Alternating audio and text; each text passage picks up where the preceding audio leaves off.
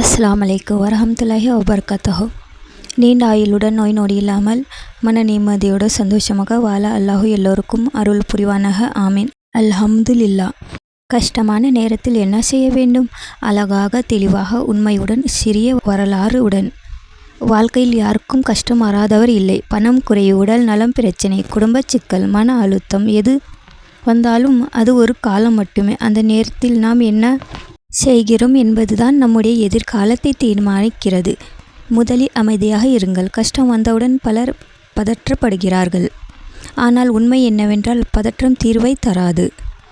ஆழமாக மூச்சு விடுங்கள். உடனே முடிவெடுக்க வேண்டாம். இதுவும் கடந்து போகும் என்று மனதில் சொல்லிக் கொள்ளுங்கள். அல்லாஹ்வை நம்புங்கள். துவா செய்யுங்கள். நம் முஸ்லிம்களுக்கு மிகப்பெரிய ஆறுதல் துவா. குர்ஆனில் 286 சூரத்துல் பக்ரா துவா 286. இது குர்ஆனில் கடைசி துவா சூரத்துல் பக்ராவின் ஆகும். துவா ஒரு மிக அழகான துவாவாகும். அல்லாஹ் தனது அடியார்களுக்கு கொடுத்த மிகப்பெரிய ஆறுதல்களில் இதுவும் ஒன்று. அரபி துவா.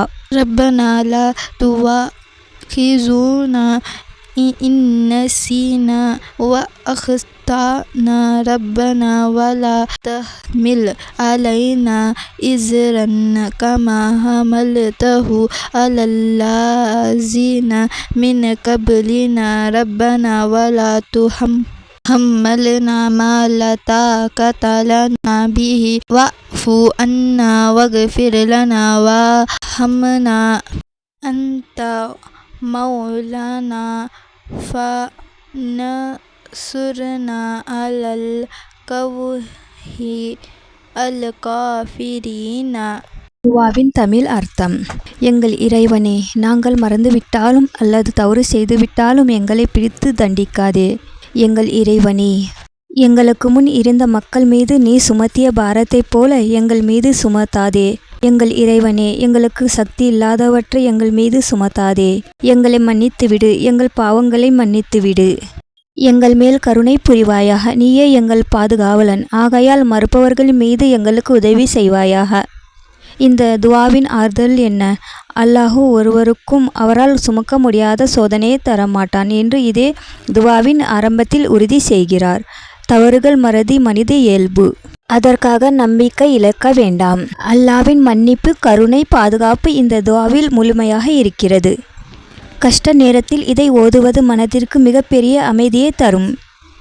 நபி ஸல்லல்லாஹு அலைஹி வஸல்லம் அவர்கள் அறிவுரை. முஹம்மது நபி ஸல்லல்லாஹு அலைஹி வஸல்லம் அவர்கள் கூறினார்கள், சூரத்துல் பக்ராவின் கடைசி 2 துவாக்கள் இரவில் ஓதினால் அது அவருக்கு போதுமானதாக இருக்கும். ஹதீஸ். சூரா அல் பக்ரா. கஷ்டம் வந்தால் நினைவில் வைத்து கொள்ளுங்கள், அல்லாஹ் எனக்கு சக்திக்கு மேல் சுமை தரமாட்டான். இந்த துவா ஒரு துவா மட்டுமல்ல, இது ஒரு நம்பிக்கை, ஒரு பாதுகாப்பு, ஒரு ஆறுதல்.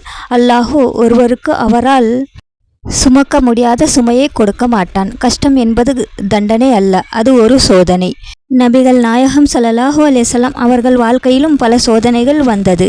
உதாரணம், முஹம்மது நபி ஸல்லல்லாஹு அலைஹி வஸல்லம் அவர்கள் மக்காவில் கடுமையான துன்பங்களை சந்தித்தார்கள். ஆனால் சபர், பொறுமை வைத்தார்கள். அதற்கு பிறகு மதீனாவில் வெற்றி கிடைத்தது. தனியாக இருக்காதீர்கள்.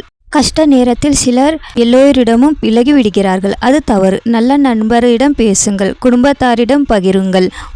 உதவி கேட்க வெட்கப்படாதீர்கள். மனதை வெளிப்படுத்தினால் பாதி கஷ்டம் குறையும். திட்டமிட்டு செயல்படுங்கள். பிரச்சனை இருந்தால் அதை எழுதி கொள்ளுங்கள். உதாரணம், பணம் குறைவு, செலவுகளை குறையுங்கள். புதிய வேலை தேடுங்கள். சிறிய தொழிலில் தொடங்குங்கள். அழுகையால் தீர்வு வராது, செயலால் மட்டும் தீர்வு வரும். பொறுமை, முயற்சி, வெற்றி நேரம் மற்றும் நிலை மாறும். நன்மையை பார்க்க கற்றுக்கொள்ளுங்கள். ஒவ்வொரு கஷ்டத்திலும் ஒரு பாடம் இருக்கும். நன்மை வலுவாக்கும். நம்மை நெருக்கமாக அல்லாஹ்விடம் கொண்டு செல்லும். வாழ்க்கையை புரிய வைக்கும். நல்ல பழக்கங்களை தொடங்குங்கள். கஷ்ட நேரத்தில் தினமும் நமாஸ் கவனமாக படிக்கவும். நல்ல நிலைமையிலும் நமாஸ் கவனமாக படிக்கவும். குர்ஆன் ஓதவும். உடற்பயிற்சி செய்யவும். நல்ல புத்தகங்கள் படிக்கவும். இவை மன அமைதியை தரும். கஷ்டம் எவ்வளவு பெரியதாக இருந்தாலும் வாழ்க்கையை விட பெரியதல்ல. வாழ்க்கை ஒரு ஆமனா, அல்லாஹ்வின் நம்பிக்கை. நீங்கள் மிகவும் மன அழுத்தத்தில் இருந்தால் உடனே நம்பகரமான ஒருவரிடம் பேசுங்கள். அருகிலுள்ள மருத்துவரை அணுகுங்கள். ஒரு சிறிய உண்மை. இன்று உங்களை அழ வைக்கும் விஷயம் நாளை உங்களை சிரிக்க வைக்கும் நினைவாக மாறலாம். கஷ்டம் என்பது முடிவு அல்ல, அது ஒரு புதிய அத்தியாயத்தின் தொடக்கம். முடிவு. கஷ்ட நேரத்தில் அமைதி, துவா, பொறுமை, முயற்சி, நம்பிக்கை இவை இருந்தால் நீங்கள் விழுந்தாலும் மீண்டும் எழுந்து நிற்கலாம். அல்ஹம்துலில்லாஹ். அல்லாஹு உங்கள் முயற்சிக்கு பர்க்கத் தருவானாக. ஆமீன். அல்ஹம்துலில்லாஹ். நாளை இன்ஷா அல்லாஹ் மீண்டும் சந்திப்போம். துவா பிடிச்சிருந்தா எல்லோருக்கும் ஷேர் பண்ணுங்க, அவங்களுக்கும் பயனுள்ளதாக இருக்கட்டும். துவா முடிந்தது. உங்கள் துவாவில் என்னையும் என் குடும்பத்தினரையும் நினைவு வைத்துக் கொள்ளுங்கள். அஸ்ஸலாமு அலைக்கும் வரஹ்மத்துல்லாஹி வபரகாத்துஹு.